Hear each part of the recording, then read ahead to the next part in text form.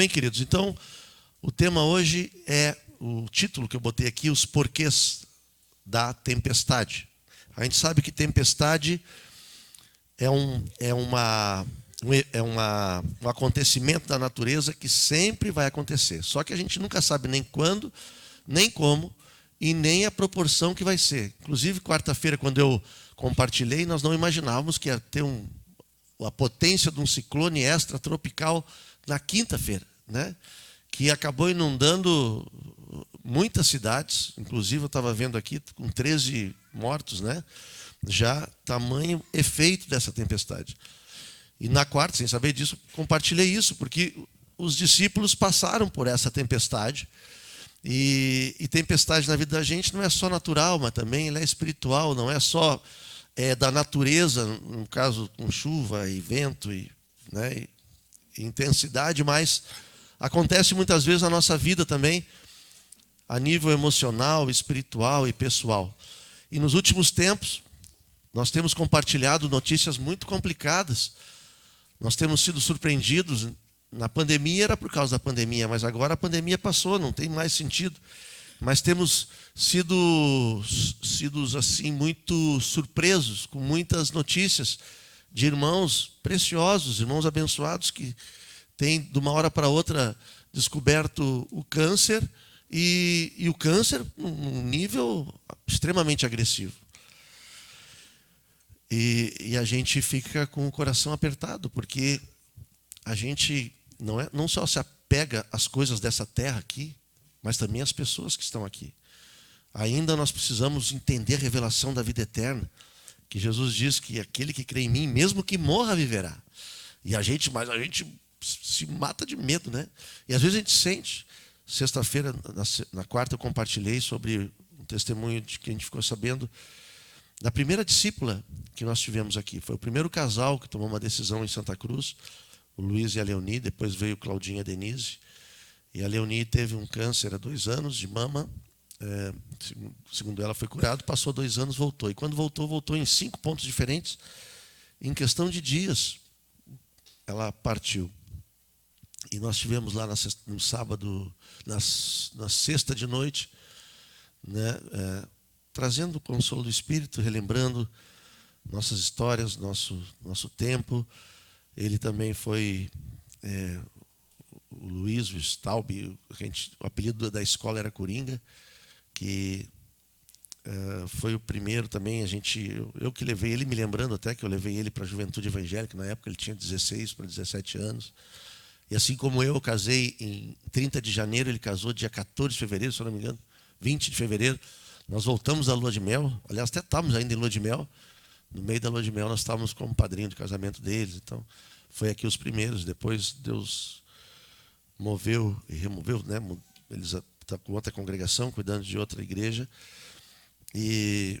Mas assim, a agressividade da enfermidade, temos lá o Otcar em Porto Alegre, que segundo os médicos não tem como, tem a Elô, tem vários. A Valéria, esposa do Gilberto em Cruz Alta, agora operou, fez a cirurgia, teve para tirar a Márcia, né, na quinta-feira, e foi tudo bem, né? O Wellington está aqui, mas diz que foi tudo bem, tiraram para biópsia. E assim nós vamos recebendo essas informações e aqui nosso coração vai se apertando, se afligindo, que parece que o poder daquele que levou sobre si toda a enfermidade não está se manifestando, porque a gente gostaria de que a gente orasse e as pessoas fossem curadas. Mas aí eu comecei a me perguntar, mas por que, Senhor, dessas tempestades? Né? Segunda-feira, eu confesso para vocês, é muito fácil a gente falar quando é dos outros, mas quando é a gente, os joelhos tremem, a perninha treme, né? A Mara fez um examezinho lá que tinha aumentado o nódulo na tireoide. O médico já tinha dito que era simples, que é normal, o papai da família já tem essa tendência, né, de nódulo. Mas só que quando fala em nódulo, nesse inverno que nós estamos vivendo, a gente já se apavora todo, né? Não se apavora, estou exagerando, mas a gente já fica preocupado. Então, mas deu tudo bem, tudo tranquilo. Não foi nada. Então mas por que isso, irmãos? O porquê dessas tempestades? E eu quero abrir com vocês para a gente entender na palavra o que Jesus quer nos ensinar. Quando Ele permite, né? Muitas vezes Ele mesmo nos conduz para um período assim, para que nós tenhamos esse discernimento do que fazer, como fazer, entender os porquês. E Jesus, Ele é muito presente na nossa vida. Amém, irmãos? Vocês creem nisso, assim como eu? Amém. Aleluia. Né? E aqui a gente tem muitos exemplos também. Eu estava me lembrando agora, estava vendo o Dandão. Uma vez eu fui, acho que uns 5 anos atrás, fui visitar o Dandão. Daí o Dandão também estava numa tempestade. Né, Dandão, ele foi no médico, aí me chamaram para o Dandão tinha tido uma operação e que ia durar pouco, né? Quanto tempo o médico disse que ia durar? 1 ano. Isso já faz quantos anos atrás? Uns 5? Mais, né? Aí oramos e tal. Pois hoje é professor então, nosso professor lenda da escolinha aí. Então, irmãos, Deus é muito bom, Ele está louco para nos surpreender, né? Os médicos, Deus, o Espírito Santo ama, Jesus, Ele ama quebrar os conceitos da medicina. E também os nossos conceitos religiosos, porque nós somos campeões de criar conceitos, irmãos. Nossas próprias doutrinas, conceitos e verdades, quando a verdade está na palavra. A verdade é Jesus. Nós somos imperfeitos, temos muitas falhas, mas a verdade é Jesus. Vamos lá então. Vamos abrir em Marcos. Quero compartilhar 2 textos para vocês que falam dessa tempestade que Jesus e os discípulos passaram. E quero animar vocês. Primeiro é Marcos capítulo 6, versículos 45 a 52.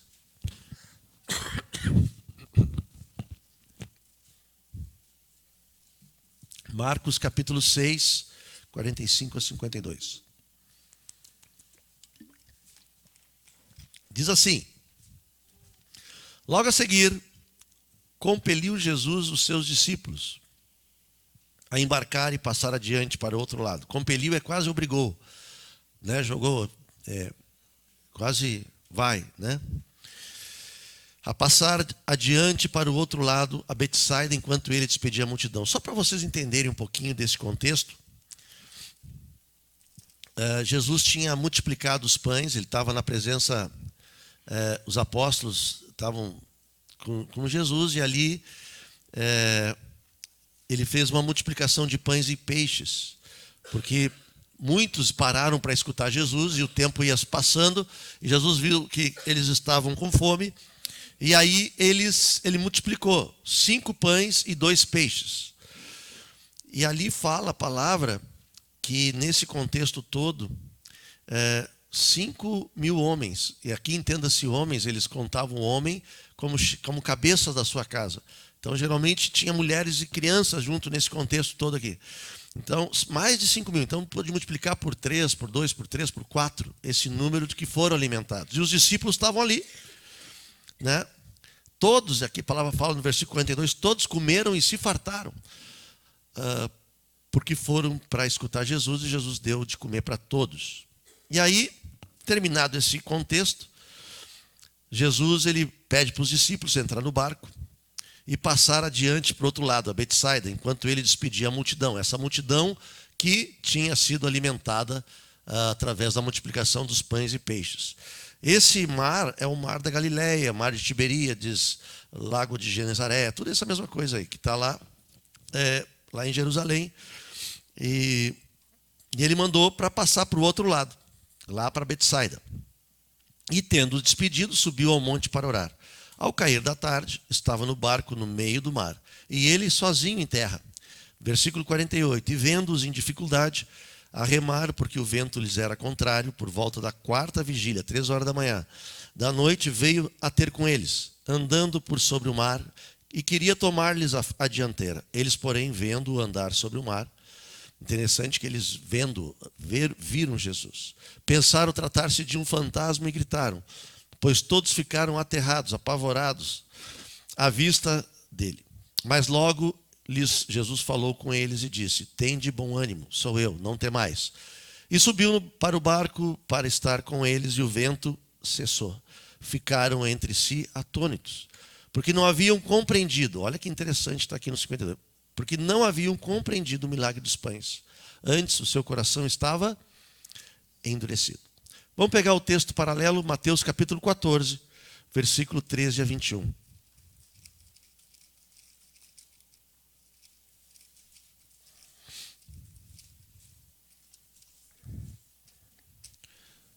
Perdão, não é 13 a 21, é 22 em diante. O 13 e 21 é a multiplicação de pães. Mateus capítulo 14, versículos 22. Está no mesmo contexto. Aqui Jesus, Mateus, lá Marcos foi um discípulo muito próximo de Pedro, né? João Marcos. E possivelmente todo o relato dele, de forma intensa, ele relata aquilo que Pedro relatou para ele. Ele não estava aqui nesse tempo. Mas Mateus estava. Então Mateus já dá uma outra visão do mesmo fato. Quer dizer, ele fala as mesmas coisas, mas dá alguns detalhes que Marcos não compartilhou com a gente. Diz assim, versículo 22. Logo a seguir, compeliu, obrigou Jesus, os discípulos, a embarcar e passar adiante dele para o outro lado. Enquanto ele despedia as multidões que tinham sido multiplicadas. Até em compensação, falando no versículo 21, desse mesmo capítulo, um pouquinho antes, diz assim, exatamente o que eu disse com relação a Marcos.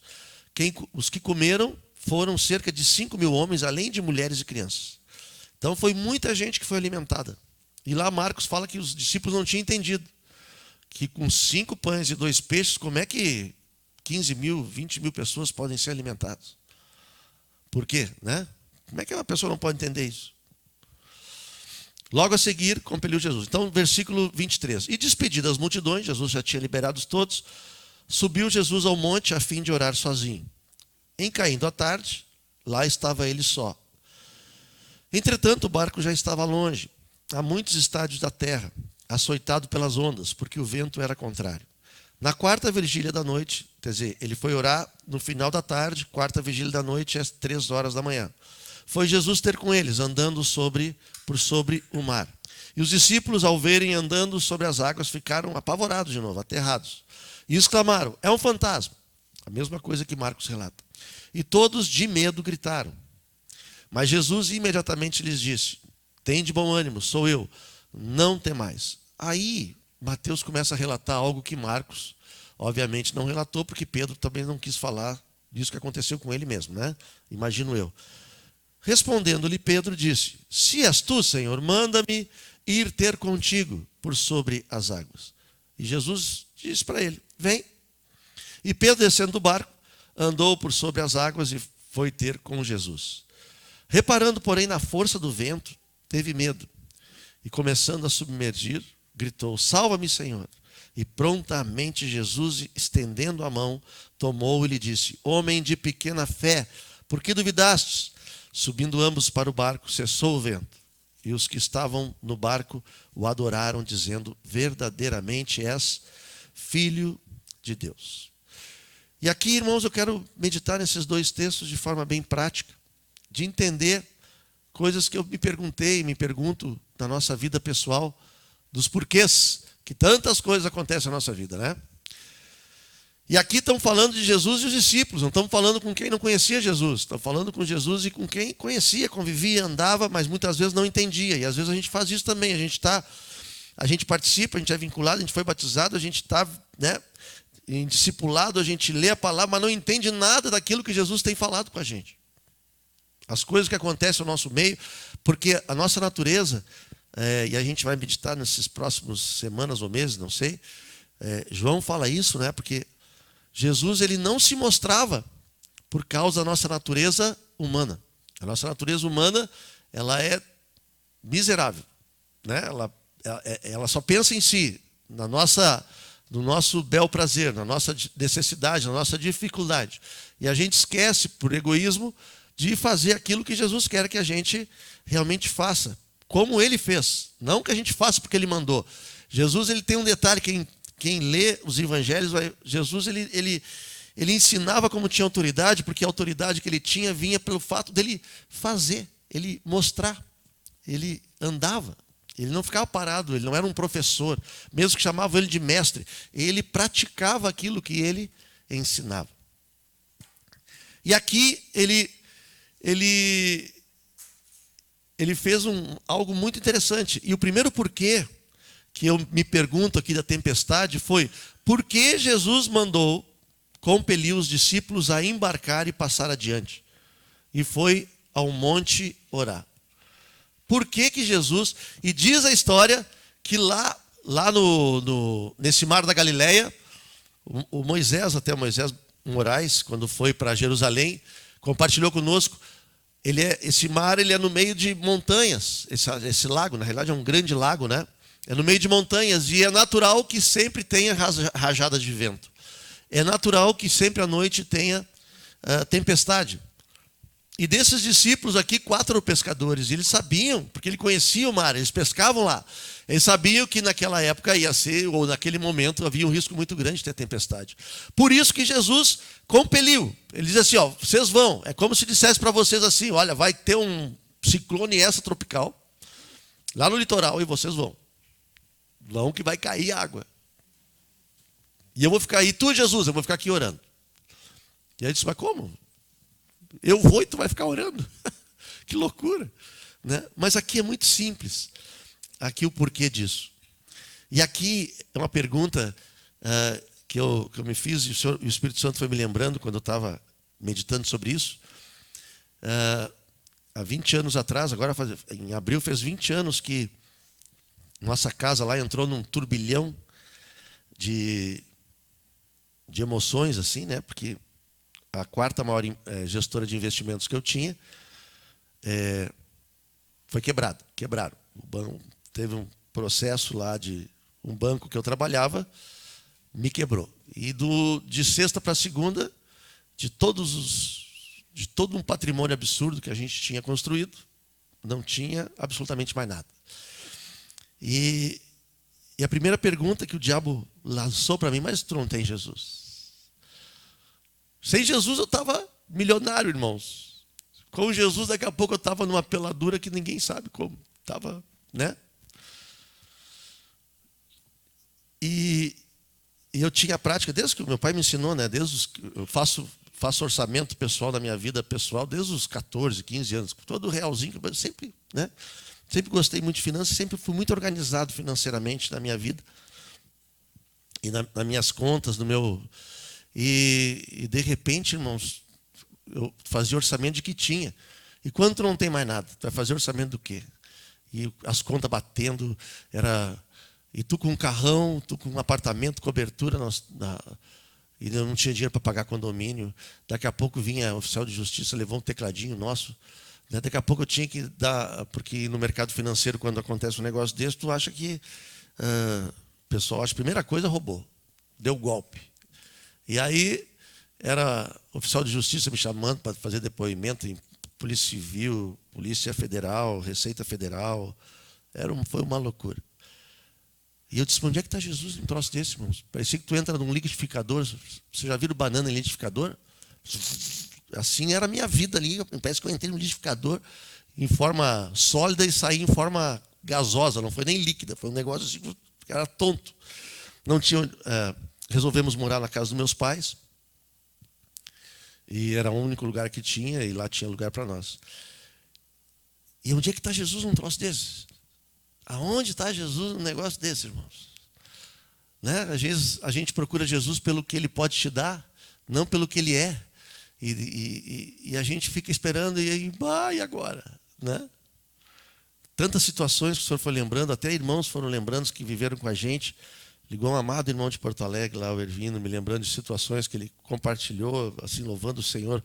No fim desse processo, 20 anos se passaram. Aqui eles passaram uma noite, eu passei, né, teve um deserto, dá para contar, para escrever um livro. Por que isso? É muito fácil a gente entender. A resposta está ali no versículo 23. E despedidas as multidões, subiu ao monte a fim de orar sozinho.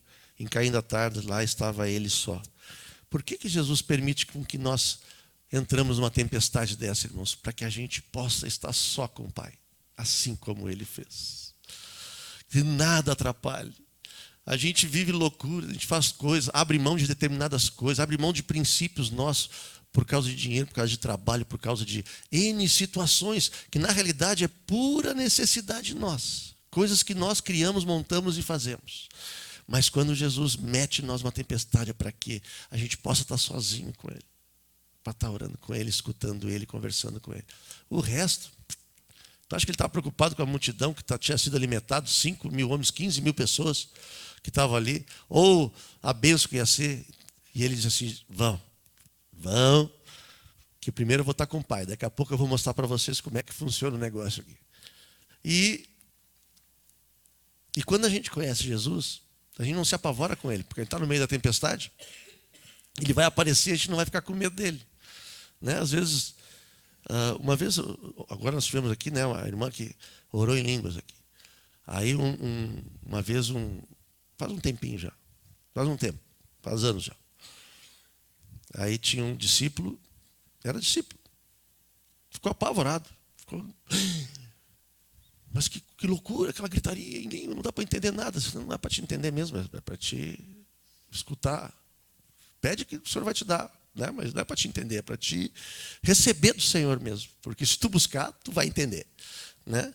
Então as coisas de Jesus se apavoram, irmãos, tem coisas assim que a gente fica apavorado com Ele. Mas Ele está ali, é dele, é para a glória dele, porque a gente é assim, nós gostamos de viver no natural e esquecemos do que é o espiritual. E o espiritual só buscando a Ele. Por que muitas vezes pecamos? E eu digo por mim mesmo. Quantas vezes eu piso no tomate, irmãos? Por bobagem, pura carne. Por quê? Porque eu só penso na minha necessidade, seja física, emocional, né? Agora o espiritual eu não busco. Então Jesus ele nos manda para passar, para quebrar o nosso coração, para saber que Ele está ali, que o Pai está ali, que Ele quer que a gente escute a voz dele. Amém, irmãos? É esse o caminho. É isso que Ele quer. Segundo porquê. Por que Jesus demorou para socorrer na tempestade? Desculpe. Se Ele mandou os discípulos no final da tardinha e foi socorrer às 3 da manhã, por que Jesus demorou para chegar lá? Né? No versículo 48 lá de Marcos fala isso. Por quê? Porque a gente possa saber, e aí é uma interpretação minha, tá? Que eu escrevi aqui. Para que nós entendamos com muita clareza que Ele vai vir nos acudir no momento certo. Porque se Ele mandou tu fazer, Ele vai cumprir a palavra. A palavra é, vão para o barco e passem para o outro lado. Tu acha que Jesus é louco para te mandar ir passar para o outro lado para morrer? Ou para sofrer? Ou para naufragar? Não, confia na palavra dele. Às vezes a gente lê, irmãos, a palavra e a gente não crê. Ou a gente quer que aconteça ontem. Né? Eu mesmo, muitas vezes, não entendo a palavra que Deus dá. Às vezes tem coisas, e eu quero alertar também, o Senhor nunca vai te dar uma palavra que não esteja escrita aqui, que não seja a palavra dele. Amém? Ele nunca vai dizer assim, vai lá e rouba o teu irmão. Não roubarás. Né? Ele nunca vai dizer assim, uma vez teve um irmão, irmãos, que queria, agora eu me lembrei, lá em Porto Alegre. O irmão tinha carga de misericórdia, assim, queria ir na Voluntários, é um lugar de prostituição em Porto Alegre. Ele queria ir lá pregar. Eu disse, eu não vou pregar em prostituição. Por que eu vou pregar? Não tem chamado, não tem palavra. Né? Não, mas não, elas precisam ser salvas. Eu concordo, precisam ser salvas, mas eu não vou estar naquele lugar lá. Não tenho como. Né? Não que não possa ser salva, mas então faz assim, vai lá e convida elas para vir no culto, escutar na época tinha o propósito. Aí Deus vai fazer. Eu não preciso entrar numa boate para pregar o evangelho. Então, para quê? Para ser tentado? Não tem. A gente prega a palavra. Ele nunca vai te levar para fora da palavra. E quando Ele deu a palavra, vai e passa, Ele quer que tu confie na palavra, porque logo tinha multiplicado os pães e peixes. E muitas vezes é para tratar o nosso coração também. ele demora, e o tempo que ele demora é para entender, porque muitas decisões que a gente faz, e geralmente é assim, né? Geralmente é em relacionamento, então nem se fala, né? Casamento, relacionamento.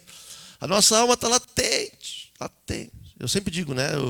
Eu e a Mara, o Senhor tem um propósito para nós dois. Nós começamos a namorar com 14 anos, casamos com 21.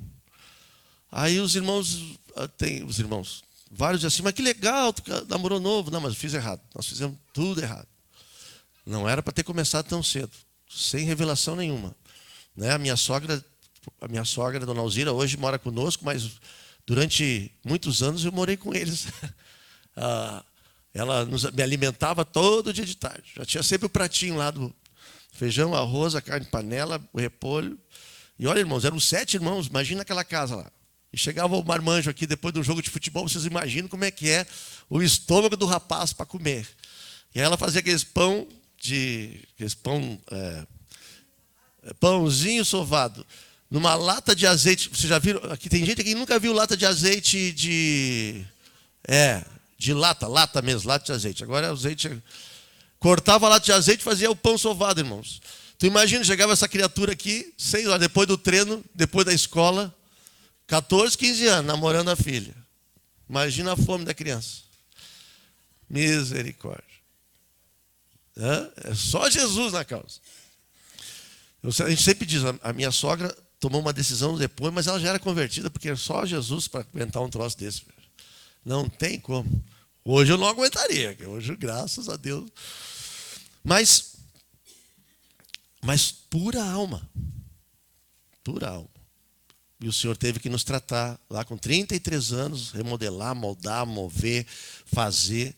Nós nunca tivemos dúvida, né, que Deus fez isso, que nós estávamos na juventude evangélica, tínhamos uma decisão pelo Senhor, mesmo que não tivesse revelação de batismo do Espírito Santo, nem batismo nas águas, mas nós amávamos Jesus. Eu me lembro como foi a minha decisão.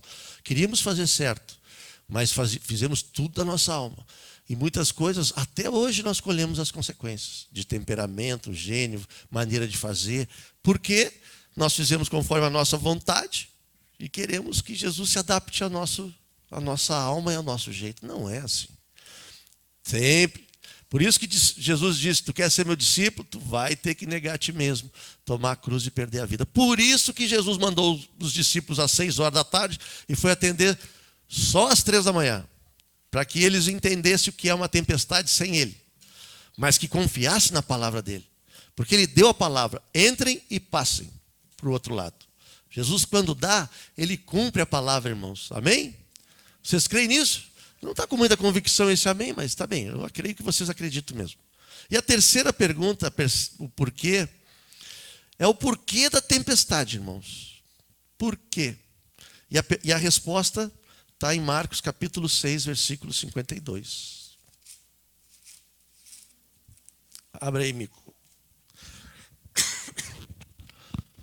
Por que vem a tempestade para a nossa vida? Porque às vezes não compreende o milagre dos pães. Não entendem. Antes, seu coração estava... A tempestade vem para quebrar coração mesmo, irmãos. A vida vem para te mostrar que a gente precisa ter um coração totalmente quebrantado diante dele. E como é fácil endurecer o coração, como é difícil a gente se arrepender, irmãos. Porque a vontade de Jesus é que todos nós possamos andar sobre as águas, né? Possamos entender e escutar a voz dele. E eu gosto muito de Pedro, porque Pedro, ele pergunta para Jesus, se és tu, Senhor. Ora, não conhecia Jesus? Eu quero andar sobre as águas, né? Me faz ir até em ti. E ele vem, Jesus vem. Mas quando nós estamos com o coração endurecido, qual é o sintoma? Qual é a consequência? Qual é o sintoma mesmo? Está no versículo 26. 26 de Mateus. Também está ali em Marcos. Mateus capítulo 14, 26. Mateus Quando a gente está com o coração endurecido, nossa vida se enche de... E o medo gera amargura, o medo gera rancor, o medo gera tristeza, o medo gera insegurança, o medo gera incredulidade. E aí a gente cria doutrinas para justificar isso, para que se adapte ao nosso coração. Aí a gente tem medo de dar passo na frente, a gente tem medo de decidir, a gente tem medo de orar, a gente tem medo de tomar posições com relação a situações que nos machucam. A gente tem muito medo. Mas o que eu quero dizer para vocês nessa noite, e isso tem acontecido nas enfermidades. Não tem medo de pegar uma enfermidade? Imagina tu ter uma noção. Eu estou dizendo isso para vocês que quando eu fui no médico, aquela vez que o médico me disse que eu tinha 3 nódulos de gordura no fígado, né? E depois ele disse para mim na esofagite que eu tinha esôfago de Barrett, grau 2, e o grau 4 não existe evidência de cura. A primeira coisa que me vem à mente é: o que eu tenho que fazer? Eu vou fazer, né? Vou obedecer. Né? Mas vocês perguntam, você teve medo? Eu não vou dizer que eu tive, né? Mas que a alma se agita, se agita. Se agita mesmo. Mas será que vai ter que vir uma tempestade desses moldes para a gente quebrar o coração? Para a gente se arrepender? Para a gente dar valor para aquele que é e sempre será? Hoje a gente peca porque não tem consequência nenhuma. Estamos aqui secretamente, sozinhos, muitas vezes. Mas eu quero te animar. Tu é um filho, tu é uma filha amada. Jesus vai te pegar. Porque Ele pega aqueles que Ele ama, irmãos. Ele aparece na frente de quem Ele ama. Ele se mostra na frente daquele que Ele ama. Ele trata aquele que ama. Porque Ele quer nos ver caminhando sobre as águas. Ele quer que nós broguemos esse medo e ande sobre as águas. Que nós priorizemos aquilo que precisa ser priorizado, que é Ele, as coisas dEle, a vida dEle. E olha, eu quero dizer para vocês que dá muito trabalho.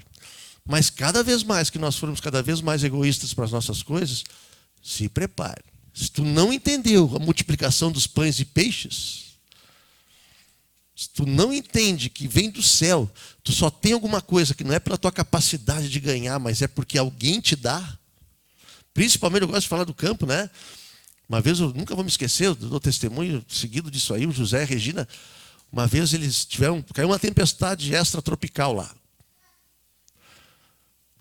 Caiu granizo no lado direito, no lado esquerdo, e não caiu na horta deles. Não é? Não caiu na horta deles. Mas que coisa de louco é esse, irmão? Como é que pode? Como é que explica uma loucura dessa? Tempestade na direita e na esquerda. Não tem nem escrito isso, né? A palavra diz que uns caem 10 mil à direita, 1.000 à esquerda. Mas agora, tempestade à direita e à esquerda, nunca vi isso igual. E não cai na minha. Quer dizer, como é que Deus faz? Se a gente não entender que nós temos um Deus que não é uma religião, não é uma denominação, mas é um Deus verdadeiro que nos ama, é um pai que quer relacionamento com o filho, a gente sempre vai ficar nessa história de vamos viver a minha vida no dia de hoje, ganhar o nosso dinheirinho, ter minhas convicções futebolísticas, políticas e econômicas, e vamos viver essa vidinha que nós temos aqui dia após dia. E a pessoa que está do nosso lado está ali morrendo, sofrendo, porque nós somos egoístas naturalmente. Por isso que Ele manda tempestade. Para que a gente possa quebrar o coração, se humilhar e te convidar, né? Te convidar. Porque Pedro diz assim: se é tu, Senhor, deixa eu ir até ti. Mas Jesus faz diferente hoje. Ele diz assim: queridos, se tu quer me conhecer mesmo, está cheio de medo, rancor, amargura, tristeza, está com um peso, com uma carga que tu tem, que eu sei que tu tem, vem aqui andar sobre as águas. Eu te estendo a minha mão para ti nessa noite e quero que tu realmente seja curado, porque a tempestade sempre vai ter, mas quando está comigo, quando eu estou na tempestade, o que acontece, irmãos, quando Jesus está na tempestade? Ele entra no barco e a tempestade se acalma. Amém? Ela se acalma. É assim, vai cair na direita, vai cair na esquerda, né, José? E não vai cair em ti, irmãos. Você já viram aquelas tempestades que tu está olhando assim, que está chovendo lá, caindo o mundo, e aqui não cai uma gota? Às vezes até é bom que chova um pouco, né? Mas tempestade é tempestade. Nós vimos essa semana o que é chuvarada mesmo, né? Olha, não foi brincadeira. Então, nessa noite, irmãos, Jesus quer mostrar, como ele falou no versículo 31 de Mateus, o porquê da tempestade. Por quê? Porque ele quer falar para ti e para mim a mesma coisa que ele falou para Pedro. Prontamente Jesus estendeu a mão e tomou-lhe e disse: homem de pequena fé, por que duvidastes? Por que duvidastes? E eu quero falar para ti nessa noite que tem duvidado desta vida com o Senhor. Nós temos falado para os meninos, né, os menores, a tarde da criança, agora os adolescentes estiveram aqui ontem, que não, olha, o nosso sonho um dia no projeto ter 1, 2, 3 meninos jogando num clube em alto rendimento. Mas para chegar lá, não basta só jogar futebol. Tem que ter, né, a gente tem conversado com eles. E tem guris muito bons. As portas têm se aberto para muitos deles. Os maiores, 17, nós conseguimos algo que eu nunca tinha visto, assim, uma porta que se abriu para ser menor aprendiz. 20 vagas. Uma empresa de Santa Cruz do Sul abriu 20 vagas como menor aprendiz, na área de TI e eletrônica. Meio a meio. Eles vão ter que estudar e vão ter que estudar escola técnica de tarde para que possam treinar à noite. Você sabe quantos meninos a gente, da nossa turma que joga no Sub-17, que está fazendo ensino médio, que tenha 15 para 16, tem que ter 16 anos, e que tenha condições de estudar? Dos 20? Quantos? Não dá 3 para fazer. Por quê? Porque lá embaixo começa tudo errado. Então as oportunidades, Deus abre oportunidade, Deus abre mar, Deus multiplica pão, mas o coração endurecido não consegue entender, porque só olha para hoje. É o que a gente tem batido com esses meninos, para que eles enxerguem lá na frente, não enxerga aqui só, enxerga lá na frente, né? Que eles vejam assim que é muito mais do que só futebol. O Senhor tem muito mais para eles. E eu entendo porque nós tivemos 13, 14, 15 anos também. Sabemos o que passa no coração deles, né? E hoje, as portas que Deus abre, a provisão que Deus dá, ela é sobrenatural, não é por capacidade, não é por nada. Estávamos com o Diogo lá segunda-feira compartilhando isso, né? Temos muitas coisas, projetos para gerar vida, porque a palavra de Deus faz fazer o bem a todos. Eu estava com o secretário, semana que vem vou estar com o secretário de Esportes e Desenvolvimento de Veracruz e o prefeito e secretário de Educação, para que esse projeto também vá para Veracruz. Aí ele para mim assim: quantos já foram para a igreja, pastor? Eu, 0. Nenhum. E aí ele me disse: não é possível. Não, é que, daí eu, como diz o Wagner, eu liguei o meu modo irônico. Estão só esperando por ti. Quando tu for, todos vão. Que é o secretário de esportes lá. Irmãos, eu sou obrigado. Mas quantos? A sua igreja está grande. Olha, nenhum ainda. Mas é fazer o bem a todos, irmãos. Fazer o bem a todos. E olha o que a gente gasta de tempo aqui. E é arroz com linguiça, é sanduíche. Tem uma equipe aqui, Mara, Débora e equipe que está para lá e para cá. Não é fácil a cozinha aqui. Mas, irmãos, no devido tempo, o Senhor, uma hora, as cabecinhas, pum, vai tocar. E eles vão entender que é muito mais do que apenas o futebol. E nós, adultos, nós temos que entender que é muito mais do que a nossa vida terrena. Porque quando vem uma enfermidade, a gente fica apavorado. Porque aquele que prometeu vida eterna, a gente acha: não, mas eu vou me despedir, porque a gente é apegado às coisas aqui da terra. Nos agarramos nas coisas aqui da terra. Não tem jeito.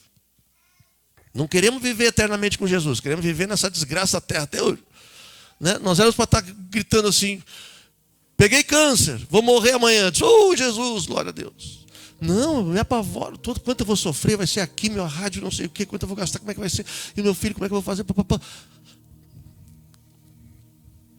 Eu tenho sido muito edificado pelo testemunho do Otcar. Tem no grupo aqui, o Otcar faz uma químio e dá um testemunho. Estou aqui quase que não consigo levantar as pernas, mas quero dizer que enquanto meus olhos, a minha mente... Hoje ele colocou um relato dizendo assim, tem um engenheiro que faz químio com ele e diz assim, tu não vai largar a fé, né, pastor? Eu disse, não, muito pelo contrário, estou aqui para te levar para ela. Porque é assim, irmãos, o eterno habita em nós. Mas nessa noite eu quero te convidar. Estou com um cântico aqui na minha mente, na minha cabeça. Eu quero te convidar para se tu está disposto a andar sobre essas águas aqui. Mas para isso, nós temos que reconhecer que o nosso coração é endurecido, irmãos. E assim como eu piso tanto no tomate, né? Às vezes eu clamo por misericórdia, tanto da minha vida, da Mara, que me atura, do Dani, da Kelly, que estamos mais juntos. Quem está mais próximo vive mais e sabe as nossas debilidades, limitações, pecados, tristezas, coisas assim que não tem nem cabimento pela idade que tem, mas o Senhor nos ama. E Ele nos perdoa, e Ele nos dá a possibilidade de sermos curados, de sermos restaurados, de reconhecermos que Ele quer nos mandar para o outro lado. Entra no barco, vai ter tempestade, mas eu vou estar contigo. Eu cuido de ti, eu estou em todo tempo, eu não sou um fantasma, eu sou Jesus, aquele mesmo que te amou, te resgatou, te curou e tem te sustentado até hoje. Amém, irmãos? Vamos ficar de pé, eu estou com um cântico na cabeça, não sei se o Marcos sabe, mas deixa eu ver.